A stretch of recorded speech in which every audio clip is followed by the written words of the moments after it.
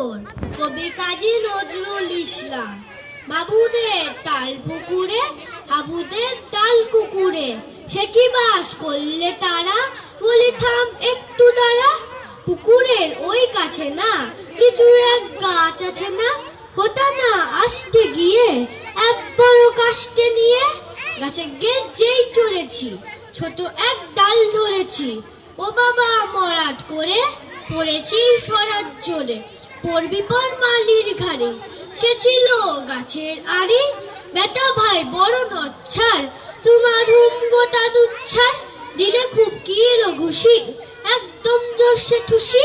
আমিও বাগিয়ে থাপড়, দেহাওয়া চাগিয়ে কাপড়, লাফিয়ে ডিঙ্গু দেওয়াল, দেখিয়ে ভিতরে শিয়াল। আরে ধ্যাত শিয়াল কোথা, ফেলতা দাঁড়িয়ে হতা, দেখে যেই আটকে ওঠা।